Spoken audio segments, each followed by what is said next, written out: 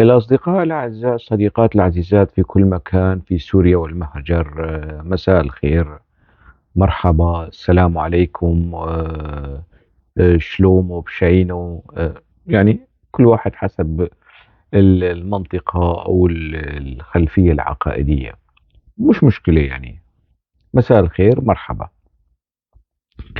في هذا الفيديو أو في هالوقفة سأحاول تناول بعض الأمور التي تشغل بال الكرد والعرب في سوريا، وخاصة في مناطق الجزيرة ومناطق الشمال السوري. أنا لما بيسألني حدا هون في بلجيكا إنه تصورك لسوريا، في كتير أحيانا يعني نقاشات مع أصدقاء بلجيك. بقول لهم إنه بدي سوريا تكون مثل بلجيكا، يعني النظام الإداري، الحريات، القوانين، المؤسسات، حتى ولو كانت ملكية فلتكن ملكية دستورية ودولة قانون ومواطنة وحقوق. يعني حقوق المواطنة مكفولة، لأنه النظام الموجود في بلجيكا نظام فيدرالي. فلما بنحكي عن المواطنة وحقوق المواطنة، حقوق المواطنة الكاملة الحرة هي مرحلة متقدمة تسبقها أساسيات، هي نتيجة، مش يعني مقدمة. المقدمات هي نظم الحكم والإدارة التي تفضي إلى حقوق المواطنة، بحيث انه كل مواطن يعتبر هذا البلد بلده. وبالتالي حتى انا احمل الجنسيه البلجيكيه، وكنت محروم من الجنسيه السوريه، رغم انه يعني والدي خدم الجيش، ويعني سبق وحكيت في هالمواضيع. فطبيعي انه انا اعيش في سويسرا واحمل الجنسيه السويسريه، واحاول اذا كان عندي ذره شعور وطني وانتماء وطني انه بلدي سوريا يكون مثل سويسرا. اذا انا اعيش في فرنسا، عاصمه الانوار وبلد الانوار والتنوير وكذا، لو عندي طموح انه يعني سوريا المستقبل انه تكون نسخة من فرنسا أو قريبة من فرنسا، يعني مش الجانب الاستعماري، لا، جانب الحريات، العدالة، المساواة. نفس الموضوع في ألمانيا. أنا أعيش في ألمانيا لنفترض، أو أي سوري كردي أو عربي أو سرياني بيعيش في ألمانيا أو في أي دولة اسكندنافية أو أي دولة أوروبية أو الولايات المتحدة الأمريكية أو المملكة المتحدة أو بريطانيا، دائما بيشوف البلد تبعه أدنى. ليش ما بيحب أنه سوريا المستقبل تكون صورة تشابه وبل تتفوق على هذه الديمقراطيات الموجودة في الغرب؟ يعني نحن ننعم في الغرب ونحمل جنسيات بلدان الغرب. لما بتجي الموضوع في النقاش عن حول مصير ومستقبل سوريا ويعني إعادة تقرير مصير أو إعادة ترتيب الجمهورية مرة ثانية، ننزلق ننزلق للبيئات العفنة البعثية والقومية اللي تحاول أن تبعد مستقبل سوريا عن حاضر هذه البلدان التي نعيش فيها وننعم بخيراتها ونحمل جنسياتها. ليش السوري يعني هيك؟ سؤال، يعني سؤال أطرحه على النخب السورية مش على العوام اللي بيشتغلوا بالشأن العام، خاصة في الكتابة، في الأدب، في العمل الصحفي. لماذا السوري المتمتع بحقوق المواطنة في البلدان الأوروبية وبيمدح هذه الأنظمة بطريقة أو بأخرى ومستفيد من هذه الأنظمة، لماذا لا يريد لبلده أن يكون نسخة من، يعني ذات خصوصية شرق أوسطية، ذات خصوصية سورية، لكن تشبه هذه البلدان على مستوى يعني نظم الحكم والإدارة؟ ليش؟ ليش الكاتب والروائي والشاعر والأديب والباحث وعالم الذرة وكل هؤلاء اللي بيشتغلوا هون في البلدان الأوروبية، لما بيجي الموضوع على مستقبل سوريا ومسألة مقارنة ما بين نظام الحكم المستقبلي مع أنظمة الحكم في أوروبا، بيقول لا، هي سوريا مش سويسرا، هي سوريا مش بلجيكا، هي سوريا مش ألمانيا، هي سوريا.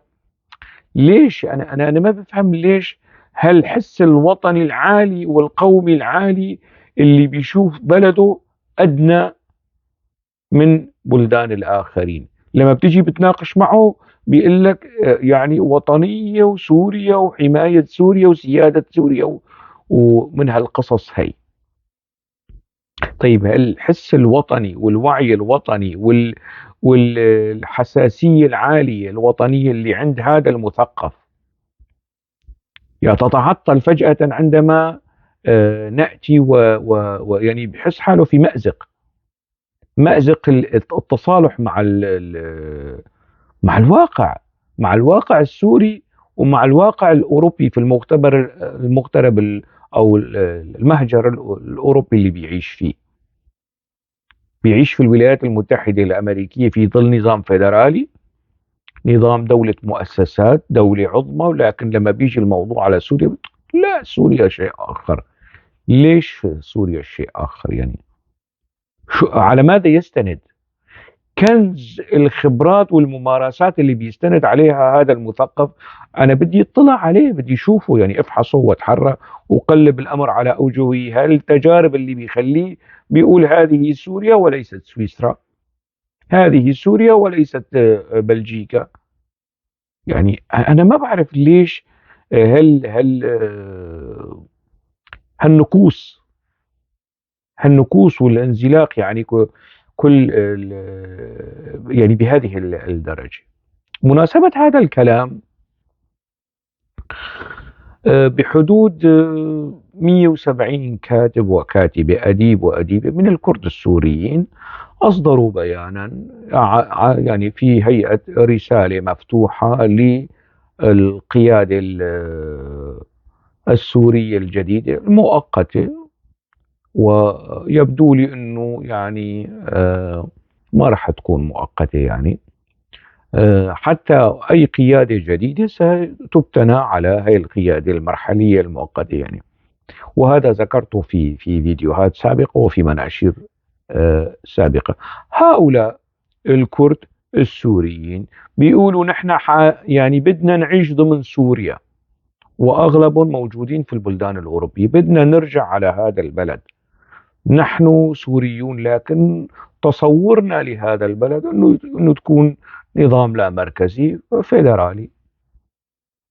بيان مقتضب وقع عليه العشرات، والعشرات الآخرين يعني ما زالوا ربما يعني يضيفون تواقيعهم. هؤلاء بشر، هؤلاء سوريين، هؤلاء لديهم هذا الطموح، هذا الحلم المشروع لمستقبل سوريا في نظام لا مركزي، نظام في سواء الأكراد أخذوا حكم ذاتي أو فيدرالي أو أي شيء. يعني هذا طموح.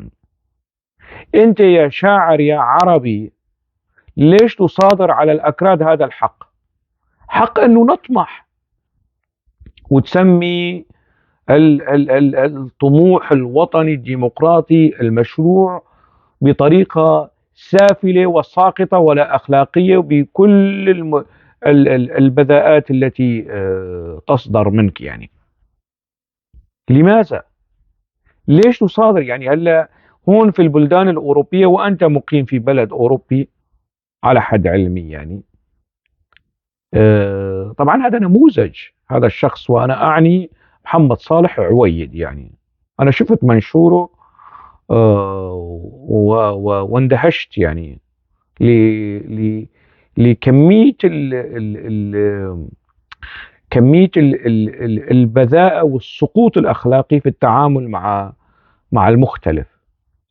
هلا في ألمانيا الأحزاب المتطرفة العنصرية مسموح لهم أنه يدخلوا البرلمان، الانتخابات، الإعلام وكذا، وبيناقشوا أفكار يعني كتير متطرفة، أكثر أفكار يعني عنصرية. أنت يا حضرة الديمقراطي الوطني المثقف، أنت ليش تصادر رأي شريحة واسعة من الكتاب والمثقفين الكرد السوريين اللي بيعبوك ثقافة وبيشبعوك وطنية وأخلاق ويعني في ميزان ال ال ال الوعي الوطني والوعي الثقافي والوعي الأدبي، يعني أنا لا أعلم يعني ما وزنك حيال هؤلاء الذين وقعوا على هذا البيان. لماذا مسموح مثلا في البلدان الأوروبية أنه ناس يعني بتطرف الديمقراطية تضمن لهم حقهم في التعبير عن تطرفهم، وحقهم أنه يدخلوا الانتخابات والبلديات والبرلمان وحتى يشكلوا حكومات. أحزاب يمينية استلمت السلطة في يمكن في بلدان أوروبية، يعني هولندا أو بلدان اسكندنافية. أنت ليش بأي حق أخلاقي عروبي، حتى الأصالة العروبية، إذا أنت بالفعل يعني أنا لا، أنا أتحدث عن سلوكيات. حطوا الشخص زيد من الناس يعني على جنب، يعني الأصالة والأخلاق العربية تملي عليك أنك تكون يعني متفهم ومرن ومتقبل للاختلاف، لا تشنع في من يطرح تصورا مختلفا عن تصورك أنت لسوريا يعني. فأنا شفت، تفضلوا شوفوا يعني المنشور، هذا نموذج. طبعا أنا بعرف ناس تانيين بيشبهوا كتير هالنسق من الخطاب العنصري الفاشي. تفضلوا.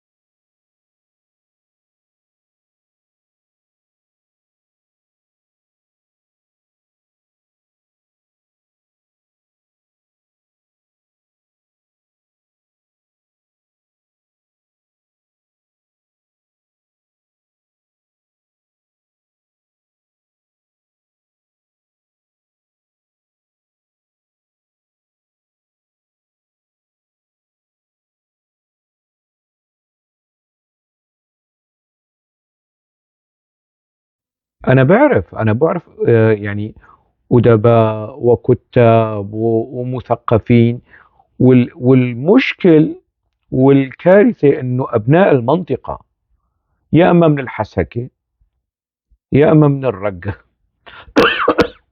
أو من الدير. يعني كل ما رحنا شوي بعدنا بتخف هاي الحمولة، يعني التشنجات القومية العالية يعني. وإذا طلعنا برات سوريا واتجهنا أكثر جنوبا، وذكرت يعني في القصة الحساسية القومية في بغداد ودمشق، كلما اتجهنا جنوبا تتراجع وتخف. يعني المثقف السعودي أو المثقف الخليجي الإماراتي في جلهم يعني، ومش كلهم، يعني في حالات استثنائية.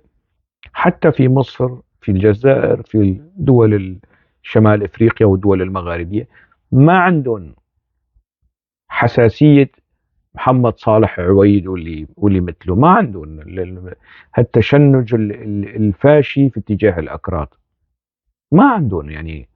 فممكن يعني طبعا الخطاب المصدر إليهم خلال 50 سنة وكان خطاب البعثي العراقي والبعثي الأسدي، البعثي الصدامي والبعثي الأسدي في سوريا. بينظروا للأكراد بهذا المنظور يعني. فهل النفس العنصري موجود؟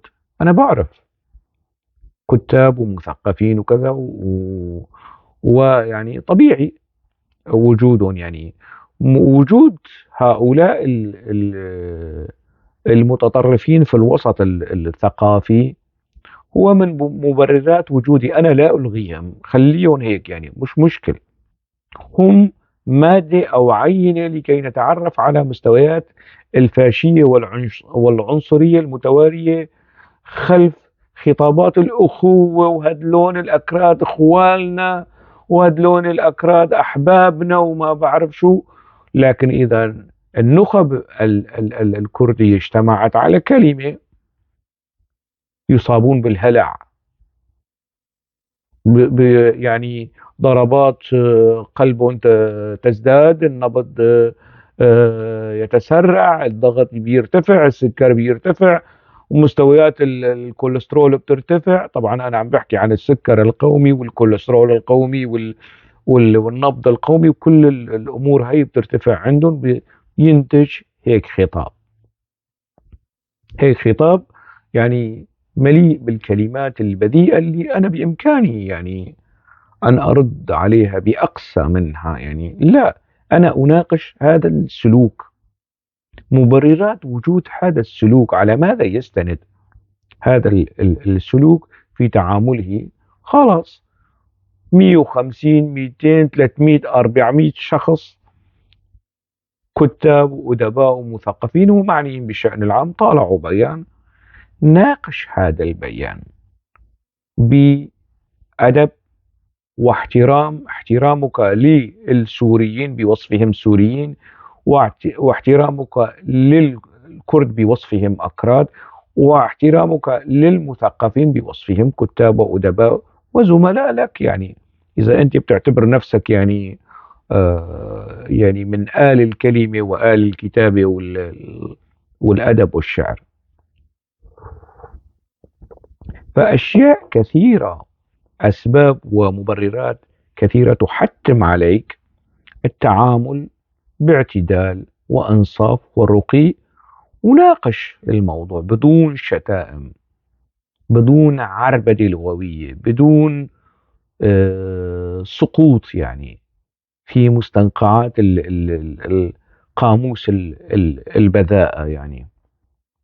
فمش مشكل يعني هيك بيان من مثقفين كرد سوريين يعني جمعوا تصورهم، شافوا انه هذا البيان يمثلون. انا هذا البيان يمثلني يعني بنسبة 80%.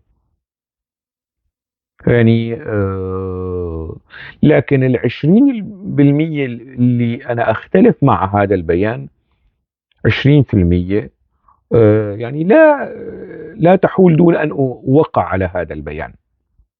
لا، 80% كافي، 70% كافي، 60% كافي على أن أوقع هذا البيان، أنه مضمون هذا البيان، تصورات وطروحات هذا البيان أتقاطع معها بالقدر الذي يخولني أن أوقع عليه، ووقعت عليه أولا و و وذكرت أنه أنا سأوقع عليه ثانيا. وإذا هيك بيان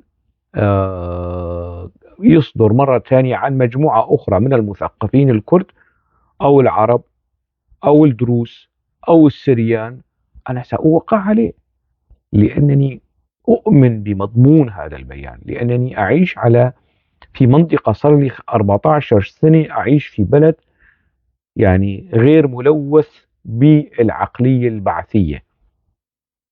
ف وأنا منسجم ومتصالح مع هذا النص. تصوري وعشرات المرات ذكرت يعني تصوري لسوريا المستقبل هو تصور لا مركزي فيدرالي. هذا تصوري. يعني مضمون هذا البيان آه، أنا ذكرت يعني جزء كبير منه قبل صدور هذا البيان، وطبيعي لما بيجي بشوفه بقول يعني انه هذا البيان بنسبة 80 الى 70 او 90% يمثلني وعليه وقع خلاص. اي شيء اخر انا عندما او مثلا اغلب الاكراد المحسوبين على الوسط الثقافي الكردي بيجوا بيناقشوا هاي المسائل يعني.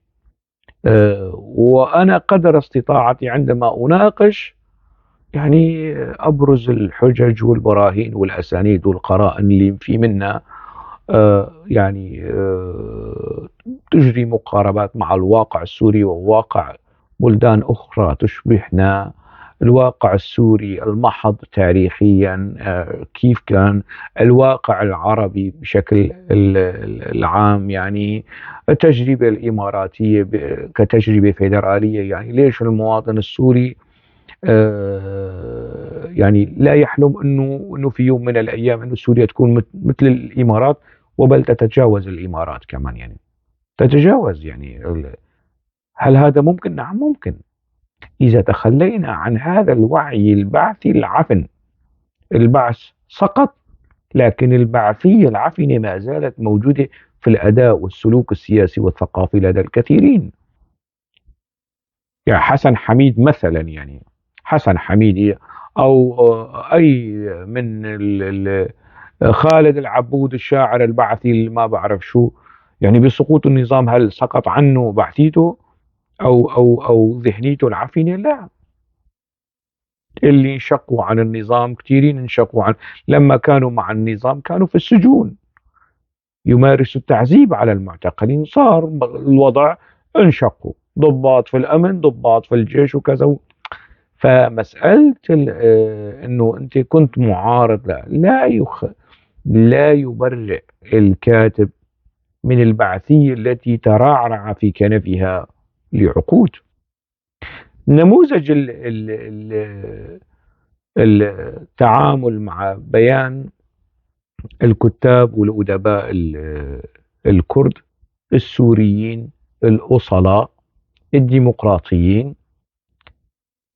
يعني هذا البيان بصرف النظر إذا أحمد الشرع رد بشكل إيجابي أو سلبي، مباشر أو غير مباشر، من محاسن هذا البيان أنه أسقطت الأقنعة عن ألسن وعقول وقلوب الكثير من اللي كانوا يعني يتوددون للكرد، والكراد أخوالنا والكراد أخواتنا وشركاء، ومشكلتنا مع البككة ومع القسد ومع ما بعرف شو.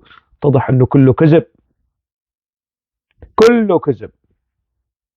المشكلة مش مع القسد، مشكلتي أنا ككردي مع قسد، مشكلتي أنا ككردي مع بككة، وهذا معروف يعني. لكن مشكلته هو هذا أو هذا النسق من الكتاب والمثقفين العروبيين والمتبعثرين اللي مستحيل يتبرؤوا من التركة البعثية والميكروبات البعثية والسرطان البعثي. هذا مشكلته مع جاره الكردي. خايف يعني انه ما بعرف يعني هاي من شو بيخافوا اذا الفيدرالية تحققت في سوريا؟ هل سيحمل الكرد البنادق ويروحوا يحاربوا الشرابية او الديرية او الرقاوية او الطي او الشمر الموجودين في مناطق الجزيرة في مناطق سوريا؟ رح نعمل إبادات ويعني قتل على الهوية؟ هيك رح نساوي؟ انت من شو خايف؟ من شو خايف؟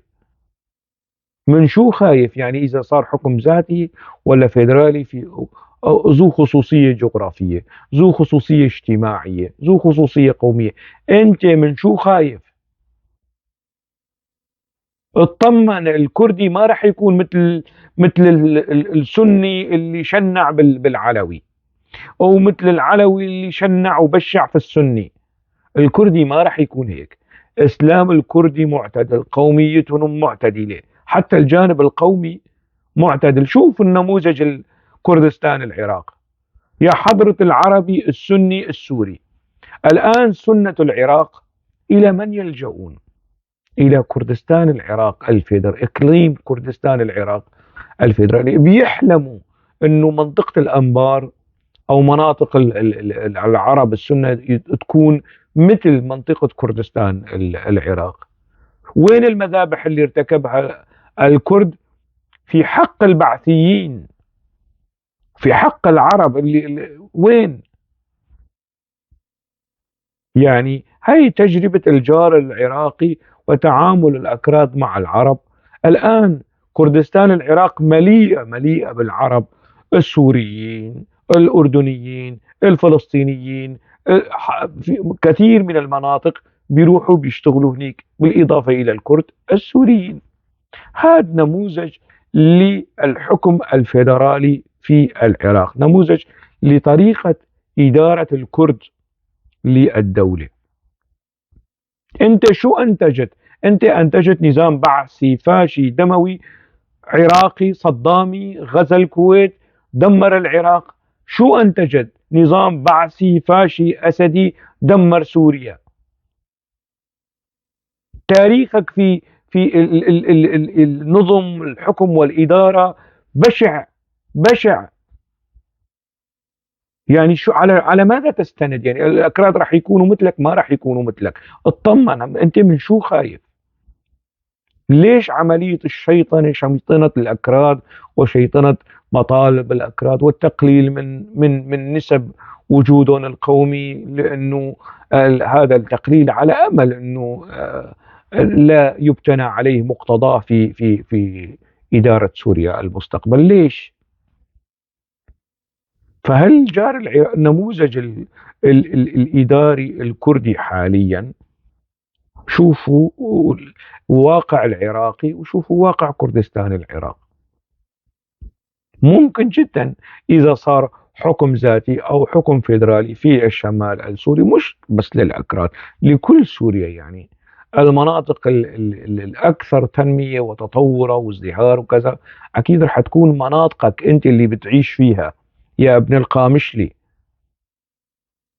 يا ابن الشمال السوري، يا ابن مناطق الجزيرة، اللي أنت مستميت للتقليل، للطعن في الوجود الكردي، للطعن في الإحصائيات والأرقام، للطعن في المطالب الكردية، للطعن في كل هالتفاصيل. أنت من شو مرعوب؟ بس فهمني يعني، على ماذا تعتمد يعني في حالة الهلع والهستيريا والفوبيا؟ أنه لا، الأكراد مطالبهم المضحكة، مطالب الأكراد المضحكة. أنت مطلع على شريعة العالمية لحقوق الإنسان وحق الشعوب في طريق تقرير مصيره، مطلع على القوانين والمواثيق الدولية، مطلع على أي أساس أنه مطالب الأكراد مضحكة؟ مطالب الجماعات الأخرى هي المطالب الوطنية اللي يعني فيها محل احترام وتقدير والقصص هي. الفيدرالية صارت مضحكة. أنت عايش في دولة فيدرالية اسمها ألمانيا. شيء غريب أحيانا. يعني هذا البيان استفز تلك الطاقة، تلك الاحتياط. عندهم احتياط في الفاشية والعنصرية، مخزون من الفاشية والعنصرية. يعني مليارات الأمتار المكعبة. هذا غاز العنصرية والفاشية ضد الأكراد وضد العرب كمان. يعني الشيء الذي يؤذي الكردي يؤذي العربي. عندهم هذا المخزون. هذا البيان هيك حسس، كي أزال شوية مساحيق عنهم وطالعوا انه ما عاد فيهم يتحملوا. ما عندهم قدرة التحمل الاختلاف. يا اخي هذا البيان، لنفترض جدلا انه مبالغ فيه، تعال ناقشه باسلوب وادب ورقي. انت شو تعلمت في وجودك في فرنسا او سويسرا او المانيا او بريطانيا او امريكا؟ كل هذا العقد او اكثر من عقد ونيف انت تعيش في هاي البلدان، شو تعلمت من هاي المجتمعات؟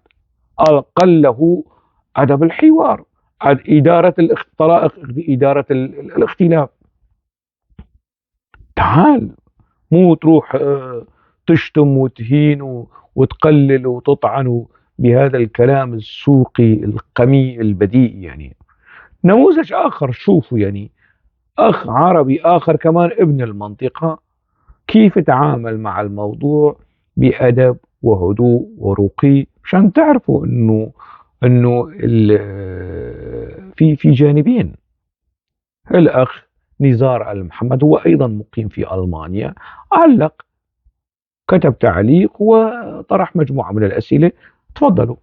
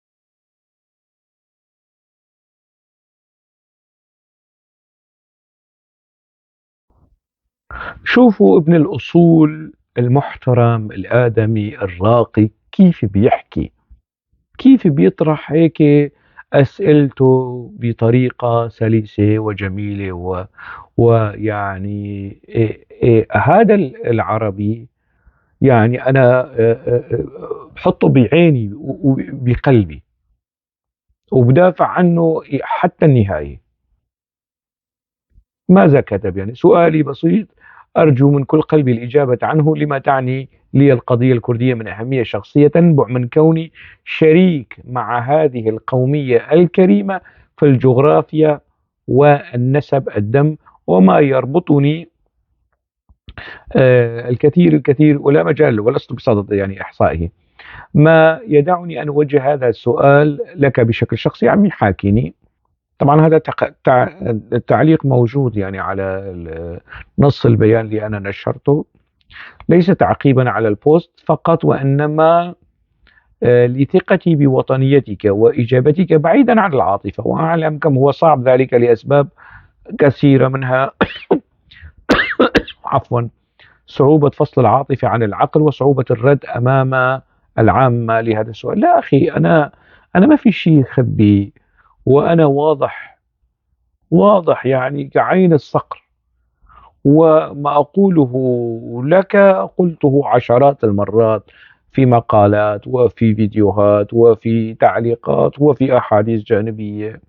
فأنا يعني لا ترهبني الحشود، كردية كانت أم عربي. هي عقدة الحشود والإذعان للحشود والتسليم لها والخوف، رهاب الحشود هذا أنا يعني تركته من زمان. صار لي 14 سنة عم بنتقد حزب يعني الحشود الكردية بين إيده مثل العجينة، فأنا تجاوزت. وهل مسألة مواجهة الحشود والقصص هي يعني. السؤال، فيدرالية، أسئلة الأخ نزار المحمد، فيدرالية أو لا مركزية سياسية؟ شوف سبق وتحدثت عن موضوع الفيدرالية. يعني كل لا مركزية ليست بالضرورة فيدرالية، لكن كل فيدرالية بالضرورة لا مركزية. طبعا الفيدرالية على أساس سياسي، على أساس جغرافي، على أساس قومي، هنالك نماذج متنوعة ومتعددة للنظام الفيدرالي. النظام الفيدرالي المقصود به هو النظام الاتحادي. كلمة الفيدرالية تعني الاتحادي، تخفيف الضغط عن المركز، عدم حصر السلطات في المركز، وتوزيع هذه السلطات على الأطراف. قد يكون هذا الطرف مثلا آه، إقليم أو محافظة أو يعني بهي الخصوصية. في نماذج يعني لا حصر لها من الفيدرالية في أوروبا. وممكن أن يكون هنالك نموذج خاص بسوريا يستند ويعتمد بطريقة أو بأخرى، أو يستفيد من تجارب البلدان الأخرى. أنا ما بقول نستورد كوبي بيست، يعني التجربة السويسرية أو البلجيكية أو الأمريكية أو الألمانية، لا، لكن التجربة السورية في الفيدرالية ممكن أن تستفيد من هذه التجارب. فموضوع أنه اللامركزية، النظام لا مركزي سياسي، طبيعة الحال أنه لا مركزي إداري، والإدارة لها علاقة بمستوى الخدمات، بمسائل الاقتصادات المحلية، ترشيد الاقتصادات المحلية وإدارتها، والتنسيق مع الاقتصاد الاتحادي. كل هذه التفاصيل يمكن يعني وضع الخطوط العريضة، الإطار العام والخطوط التفصيلية لها في حال قرر السوريين الاتجاه نحو أي شكل من أشكال الفيدرالية.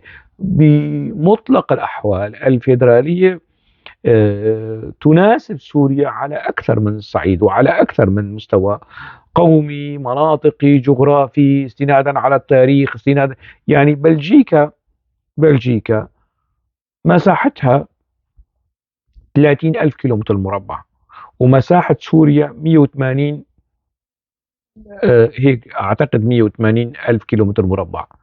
يعني بلجيكا، سوريا قد بلجيكا كم مرة؟ يعني 4 مرات، 5 مرات، أكثر يمكن. يعني بلجيكا دولة فيدرالية من صار لها 200 سنة وأكثر، دولة فيدرالية وعجلة الدولة تدور. و... وما فيها المناطق اللي الصفاء العرقي والنقاء العرقي، إنه منطقة والونيا تخلو من فلاندرن، ومنطقة فلاندرن تخلو من الفرنسيين، وبروكسل لا، بروكسل مثلا هي منطقة فيها خليط ولكنها إقليم فيدرالي. يعني تجربة جميلة وراقية جدا هي التجربة البلجيكية. السؤال الثاني آه، شو بيقول؟ هل لا يمكن ضمان حقوق الكرد إلا بفيدرالية ولا مركزية؟ في تقديري نعم. نعم، مش بس حقوق الكرد، حقوق باقي مكونات الشعب السوري. لأنه جربنا الدولة المركزية وفشلت. الدولة المركزية أنتجت نظاما طاغوتيا فاشيا، عندما تكون السلطات في يد جماعة معينة، وهي الجماعة اللي ومنطقتنا موبوءة بسيكولوجية الجماعات والتنظيمات العقائدية التي تنحو هذا المنحى، يعني علمانية كانت أو إسلامية. وبالتالي النظام الفيدرالي يعطي حصانة للدولة، ويعطي حصانة لتفاصيل الدولة، ويعطي حصانة أنه تكون دولة مرنة، ما تكون دولة قاسية. يعني حتى لو صار مشاكل مثل في بلجيكا، بتصير مشاكل ما بين الفلاندرن ووالونيا، لكن النظام الفيدرالي المرن دائما يسعى للحفاظ على الدولة، كتلة الدولة ككل. فحقوق الكرد في تقديري، وهذا يعني الكرد كشعب يعني هلا في ناس مستميتين انه يقللوا نسبة الأكراد مثلا 5%، 5%، وفي أكراد بيبالغوا بنسبة يعني التعداد السكاني والكثافة السكانية 10 أو 13 أو 20%. كل واحد بيعطي نسب معينة، لكن خير الأمور أوسطها. يعني الموضوع لا 20% ولا 5%، يعني في حد يعني فاصل. لنفترض جدلا 5%، هؤلاء ال5% من الشعب وفق الميثاق العالمي لحقوق الإنسان، وفق القوانين والشرائع، شرائع دولية. القانون هيك بيقول له حق تقرير المصير. هذا التقرير المصير قد يكون انفصال، قد يكون فيدرالية، قد يكون حكم ذاتي، قد يكون اندماج. هذا الشعب شو بده؟ القانون الدولي يتيح له، يمنحه هذه الفرصة. ف في رأيي الشخصي، وانت بتسألني يعني قد لا يعجبك هذا الرأي. نعم، يعني الحكومة اللامركزية والدولة اللامركزية، نظام اللامركزي الفيدرالي هو خدمة لكل سوريا، مش بس للأكراد، لكل سوريا. يعني كل مكونات سوريا القومية والدينية والعرقية، بيضمن أو بيمنح حصانة لكل هذه المكونات داخل سوريا. لا أعلم إذا كان التساؤل أو الإجابة وصلت أو لا. تطالب حضرتك وباقي الأخوة الكرد بما ذكرت بفيدرالية أو لا مركزية، وهو مطلب قصد أيضا. لا، مطلب قصد مو هيك، في عملية خلط. يعني قصد أقل من الحكم الذاتي. أنا ما بعرف يعني شو سر يعني الخلط، أنه قصد تطالب بالفيدرالية. لا، قد قصد تطالب بما هو أدنى وأقل من الحكم ما بين الإدارة المحلية والحكم الذاتي، منطقة متوسطة. يعني لا إدارة محلية على زمن البعث، ولا حكم ذاتي، في منطقة متوسطة هون. يعني هذه مطالب قسد البيان، وأصحاب هذا البيان مواقفهم ومطالبهم تتجاوز قسد. هل استشرت شريكك العربي في ذلك؟ شوف، هذا الذين وقعوا على هذا البيان هم أدباء وكتاب كرد، والبيان واضح. والموضوع ليس بحاجة إلى استشارة، هو طرح. هدلوني مش حزب سياسي، هدلوني مش جماعة مسلحة اللي وقعوا على البيان 170 أو أو 200 عفوا كردي اللي وقعوا على البيان. مش هو هو تصور لسوريا المستقبل، وداخل سوريا المستقبل هذا هو تصور لحقوق الكرد. يعني هيك بيشوفوا الحقوق. شو يستشيروا؟ يعني مثلا نروح نستشير مين؟ استشير محمد صالح عويد مثلا؟ يعني مين استشير في هذا الموضوع؟ يعني ما الكثير من اللي بيرفضوا هذا الطرح دائما بيطعنوا بتاريخ، بوجود، بتعداد، بكثافة، كل شيء له متعلق بالأكراد بيطعن. والأكراد أخوتنا وأخوالنا وحبايبنا وما بعرف شو. يعني أنا كيف بدي أستشيرهم؟ ثانيا، هذا بيان، هذا مش بيان ثقافي سياسي، مش بيان حزبي. يعني والتيارات، يعني لنفترض انه لو كان بيان مشترك مثقفين كرد وعرب، طبعا الموضوع بده استشارة الأخ العربي. أنت شو بتشوف؟ كيف بتشوف؟ بتقبل ما بتقبل وكذا، وبيخضع العملية، تخضع للتفاوض. فمشان نلاقي رؤية مشتركة، لا، هات رؤية المثقفين والكتاب الكرد، وما بحاجة إلى مشورة.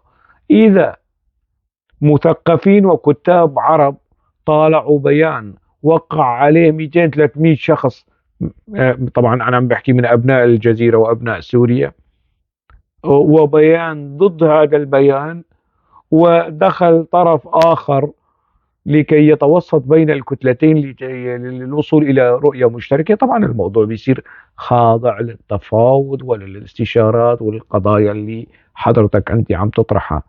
يعني أنا مش مجبر كل ما بدي أطرح وجهة نظري سواء بشكل شخصي أو ضمن بيان مشترك يجي استشير زيد وعمر وسين وصاد. لا، ما مش ما فيها المسألة الإلزام في هذا الخصوص.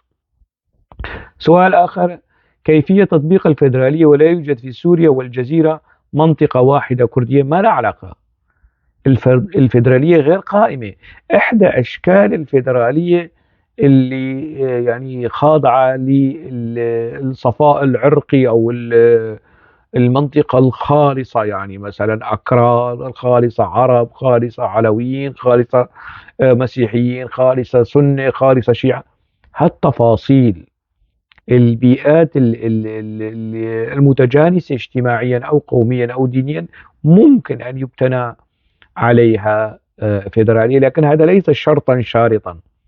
يعني في كثير من، ذكرت لك مثال بروكسل، يعني خليط، وبروكسل إقليم فيدرالي داخل بلجيكا اللي يعني اللي 30 ألف كيلومتر مربع.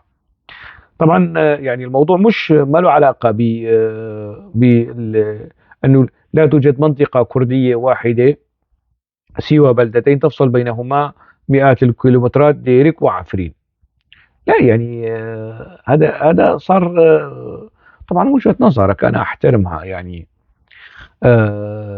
يعني شوف بدي أقول لك، في هون في بلجيكا إقليم اسمه أوبن على حدود ألمانيا، بإمكانك تفوت على الخريطة وتدور. هذا الإقليم أصغر من ديرك اللي عم تحكي عنه. يعني سكان هذا الإقليم ربما يعني لا يتجاوز 100,000. عدد سكان ديرك بالكرد بالعرب بالسريان بالمسيحيين أكثر من 100,000. حتى المساحة الجغرافية كمان أكبر. ديرك لو وحدها، إذا أنت قررت وتساوي بالفعل نظام فيدرالي، فديرك تصلح لأن تكون إقليما فيدراليا مستقلا، أو ضمن إقليم الجزيرة، محافظة الجزيرة، إقليما فيدراليا مستقلا. أو مثلا الجزيرة والرقة يشكلوا إقليم فيدرالي مستقل، مش بس كرد وعرب. أو القامشلي ودير الزور يشكلوا إقليم فيدرالي، مشان ما الأكراد ينفردوا بالموضوع. هاي المنطقة إقليم فيدرالي. المنطقة الشرقية شرق سوريا إقليم فيدرالي، دير الزور والحسكة، الرقة وإدلب إقليم فيدرالي، أو إدلب وحلب إقليم فيدرالي، بما فيها منطقة عفرين اللي هي خاضعة إداريا لحلب.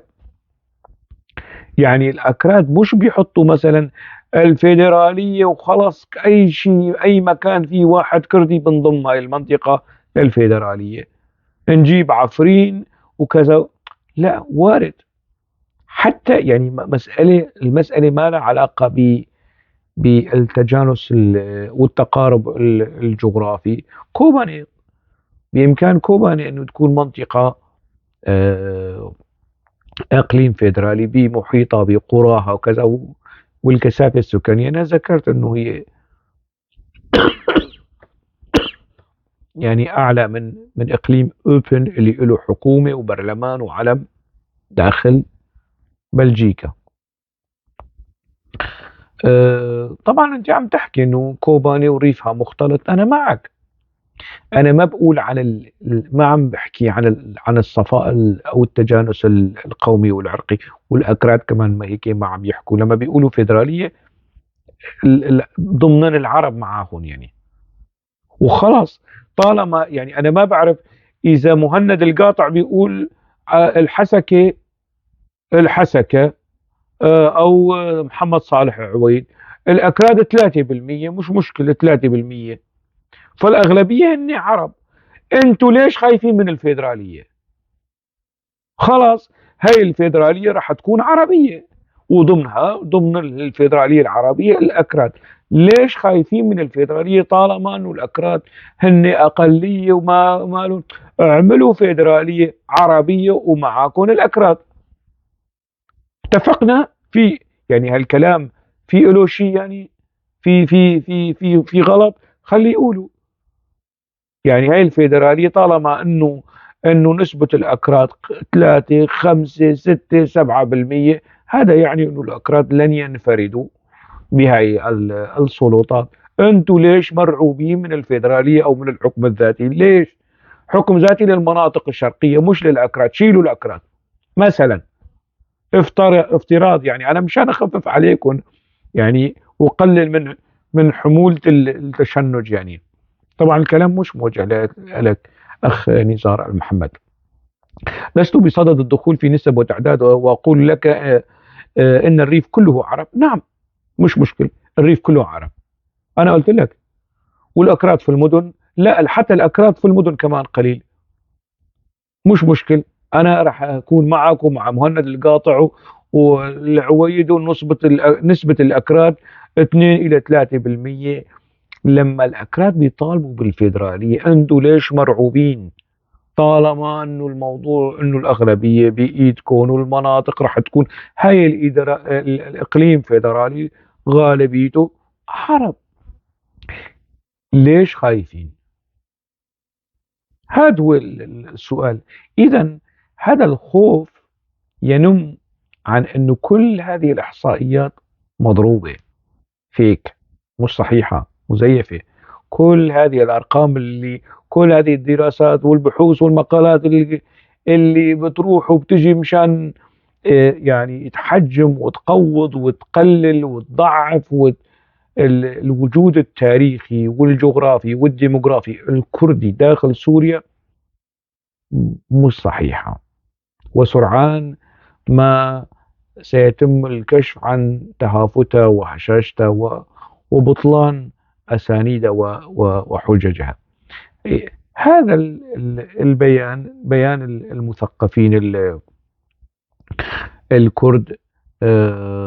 الأخ يستمر في ذكر أنه المدن القامشلي نصف هاي 30% عرب مسيحيين وما تبقى كرد. أنا قلت لك، أنا أوفر عليك الكلام أنه نسبة الأكراد 10% في القامشلي.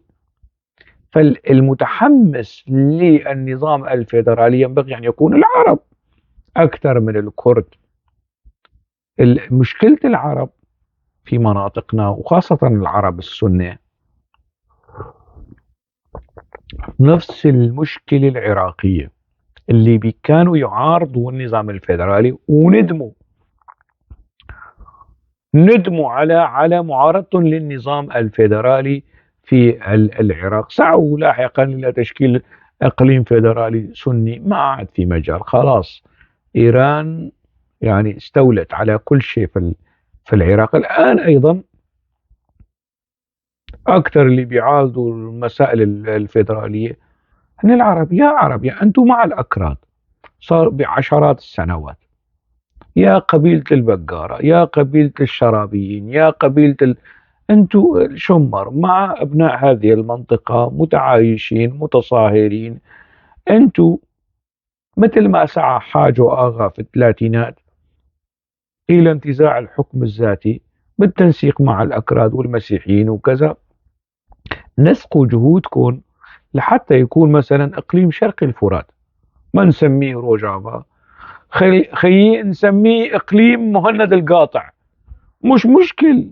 المهم يكون إقليم فيدرالي في شرق الفرات أو في الشمال السوري، يرضي طموحات العرب والكرد في تلك المناطق. خلي رئيس الإقليم الفخري أو المنتخب محمد صالح عويد أو مهند القاطع، مش مشكل. خلي رئيس إقليم الدير يكون إبراهيم الجبين، مش مشكل.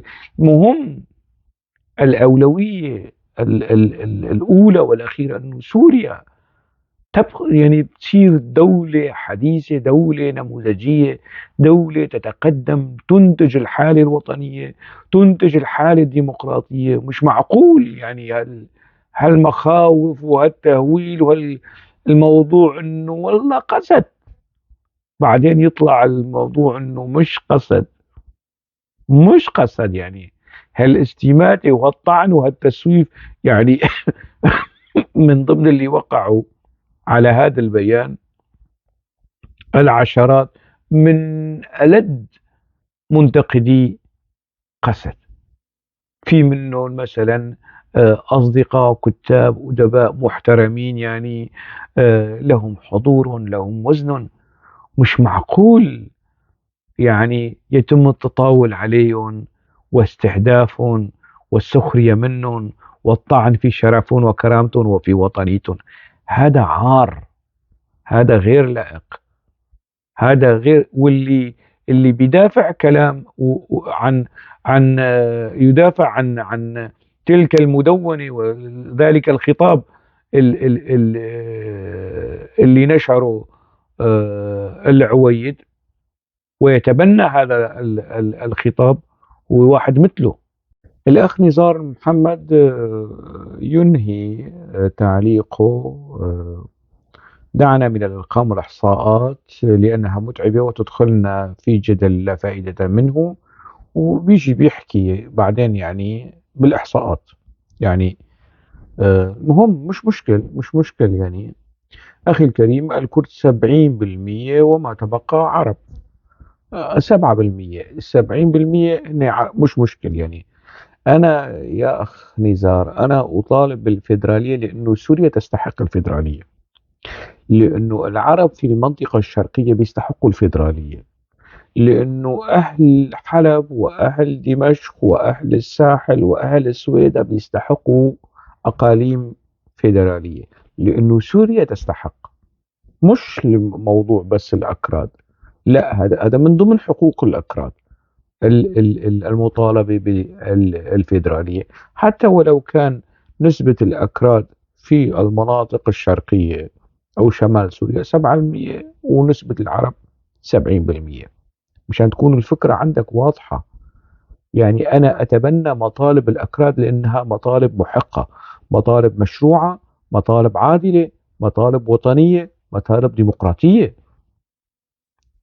يعني أنا يعني بوصفي ديمقراطي وسوري ووطني أدافع عن قضايا ومطالب الكرد. زد على ذلك أنه أنا أتي من أرومة كردية ويعني كردي، فهذا يعني طبيعي. شو بيقول؟ هل أخذت الموافقة من العرب؟ موضوع مش قضية أنه موافقة، أنت تطرح مطالبك ويصار إلى مناقشة المطالب بالحجج والأسانيد. اللي بيرفض الفيدرالية خلي يكون عنده البرهان الساطع القاطع لحتى يرفض الفيدرالية، قياسا على تجربة سوريا، واقع سوريا، تجارب البلدان الأخرى. ما يحكي إنه فيدرالية انفصال، حكم ذاتي انفصال. هالكلام العشوائي اللي ما له سند يعني. بضدها تتبين الأشياء أخي الفاضل. المناهضين أو مناهضو الفيدرالية عندما تأتي وتناقش حججهم وأسانيدهم بتلاحظ أنه ما لها قيمة يعني. لا على الصعيد القوانين، لا تاريخ، لا جغرافيا. الرفض هيك يعني، رفض لمجرد الرفض بس. ومنشأ هذا الرفض والتهويل والتخويف ومنشأ بعثي. شو بيقول؟ أضم صوتي إلى صوتك بالمطالبة بكل الحقوق الثقافية والسياسية وضمن الدستور. شكرا. آه. وأنا يعني أنا أطالب بكل حقوق الدروز وكل حقوق السنة وكل حقوق الشيعة وكل حقوق هدلوني سوريين. وسوريا المستقبل ينبغي أن يعني تكون يعني على أهل الثقة، ثقة كل هؤلاء السوريين بدولتهم لكي يدافعوا عنا. كيف تعزيز الثقة ما بين الوطن والمواطن؟ عبر ال ال انه تكون دولة مرنة مريحة، تتطلب لكل هذه التفاصيل السورية، كل الحقوق الثقافية والسياسية ضمن الدستور. وعلى وأن على الكرد ظلم وقع لا يقبله أحد. فكلك يعني أصالة وأخلاق عالية. أنت أخي وشريكي وصديقي وأحترم فيك هذا النبل، بدون أشكال حكم ذاتي وغيره. وأحترم فيك يعني ما بتقبل الحكم الذاتي، لأنك لا تريد أن تحكم ذاتك فقط، لا. يعني بالمحصلة هلا إذا تحققت الفيدرالية في سوريا أو لم تتحقق، يعني أنا حاليا أنعم في دولة فيدرالية وأحلم بدولة فيدرالية في سوريا. ريثما يتحقق هذا الحلم في سوريا أنا أعيش في كنف الدولة الفيدرالية اللي اسمها بلجيكا، تحترمني وأحترمها وأحبها وتحبني ويحب ناقتها بعيري، وأنا أقصد يعني بلجيكا يعني. فأنت تحكم ذاتك وذات غيرك، وممكن أن يسكن معك يعني هذا الكلام هو اللي كلام إنساني أخلاقي، ويحذر من الحكم الذاتي في هذا الإطار. أنه الحكم الذاتي هو حكم الكردي على العرب أو حكم العربي على الكردي. أنا مع الحكم الذاتي لهذه المناطق، سواء كان الحاكم عربيا أو كرديا ما بتفرق معي. أنا مع العدالة، أنا مع الحرية. شوف أخي الفاضل، والكلام موجه للجميع يعني، لا أعلم مدى درايتك بتاريخ سوريا، الأخ العربي القومي العروبي المشبع بهالمسائل هاي. أنت يا أخي العربي السوري في كل التكوينات يعني، وبما فيهم عويد ومن لف لفه يعني، أنت تخليت عن دولتك، عن دولة اسمها الجمهورية السورية عام 1958، دولة كاملة العضوية في الأمم المتحدة. أنت تخليت عنها، تخليت عن مقام رئاسة الجمهورية كمان، تخليت عن الدولة وعن السيادة عن مقام رئاسة الجمهورية وعن كل هذه التفاصيل لكي تحقق دولة الوحدة، وهي كانت دولة فيدرالية مع مصر. وعشت في كنف القمع والظلم الناصري وقت ذاك، وقررت أن تنفصل عن هذا الكيان، وسميت بعدين يعني الجمهورية العربية السورية وكل هالتفاصيل. مقصدي أنت تنازلت للمصري، تنازلت للتركي، تنازلت للإيراني، يعني حضرة الموالي اللي بيرفض الفيدرالية كمان تنازل للإيراني، وتنازل للروسي، وتنازل للتركي، وتنازل. ومش بس هيك، بس يعني في كثيرين من المعارضين السوريين بس كانوا بيطمحوا انه الدعم اللي بيروح لقسد يجي لإلهم، كانوا قاتلين حالهم انه يحصلوا على الدعم الامريكي احسن ما قسد تحصل عن هذا الدعم. يا عزيزي، انت تنازلت للجن الازرق، وانت مش مستعد يعني تتنازل عن يعني لشريكك الكردي في هذا البلد. ليش؟ لماذا؟ هات جاوبني على هذا السؤال يعني. تنازلت لإسرائيل، ما خليت دولة في العالم وأنت ما لم تتنازل لها. لماذا لا تتنازل لأخوك وشريكك في الوطن وفي التاريخ وفي الدين اللي اسمه الشعب الكردي؟ هل عندما أنت لا تتنازل أنت يعني أنت لا تمنحه حقوق، أنت تعيد إليه حقوقه المهضومة، حقوقه المسلوبة اللي سلبها النظام ودولة البعث.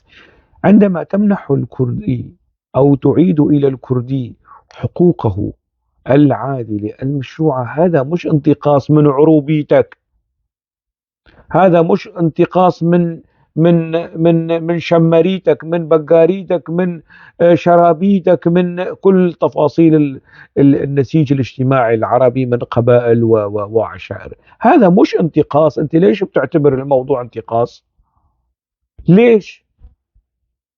يعني أية آصرة تربط هذه الذهنية بالسلوك الوطني والكلام عن الدولة الوطنية وحقوق المواطن والعدالة والقصص هي؟ أنت تنازلت لي كل هذه، حياتك كلها كانت تنازلات، كلها كانت تنازلات. تنازلت للنظام ويعني كل التحمل هذا يعني، وكل هذا السفر من التنازلات يجي على الموضوع الكردي.